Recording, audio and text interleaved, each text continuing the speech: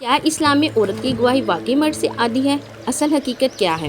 کیا آپ نے کبھی سوچا ہے کہ اسلام نے قرض کے معاملے میں ایک مرد کے مقابلے میں 2 عورتوں کی گواہی کا ذکر کیوں کیا؟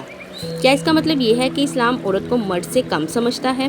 یا اس حکم کے پیچھے کوئی ایسی حکمت ہے جسے ہم اکثر نظر انداز کر دیتے ہیں؟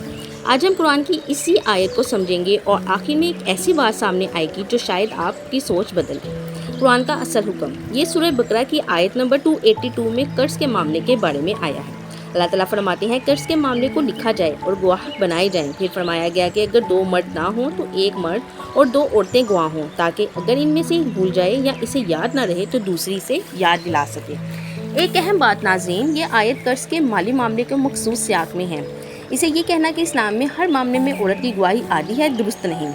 2 عورتوں کی ہی گواہی کیوں؟ یہاں قرآن خود حکمت بیان کرتا ہے، یعنی اگر ایک سے معاملہ بھولنے یا یاد رکھنے میں غلطی ہو جائے تو دوسری سے یاد دلا دے۔ اس کا تعلق اس مخصوص مالی معاملے میں گواہی کو مضبوط اور محفوظ رکھنے سے ہے۔ یہ عورت کی عزت یا انسان ہونے کی قدر کم کرنے کا اعلان نہیں۔ تصور کریں کہ 2 لوگوں کے درمیان ایک بڑی رقم کا قرض ہے۔ اگر قرض لکھا نہ جائے، گواہ نہ ہو اور بعد میں اختلافات پیدا ہو جائے تو دونوں اپنی اپنی بات کر سکتے ہیں۔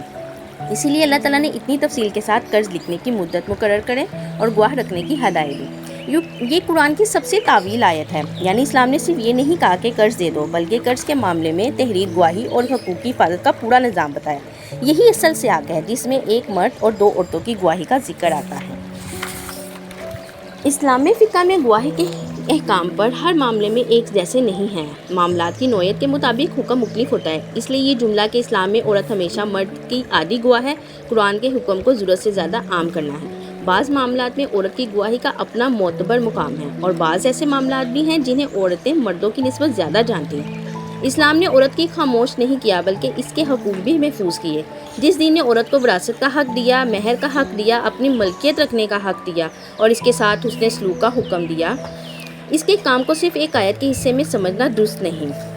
اصل سوال یہ نہیں کہ ایک جگہ کتنے گواہ ہیں، اصل سوال یہ ہے کہ اللہ تعالیٰ نے یہ حکم کس معاملے، کس مقصد اور کس حکمت کے ساتھ دیا۔ قرآن کو سمجھنے کے لیے صرف ایک جملہ نہیں، پوری سیاق کو سب دیکھنا ضروری ہے۔ اگر آپ بھی چاہتے ہیں کہ اسلام کے بارے میں پھیلائی جانے والی غلط فہمیوں کا جواب قرآن و سنت کی روشنی میں جانا تو نور شفقت کو سبسکرائب کریں۔ جزاک اللہ۔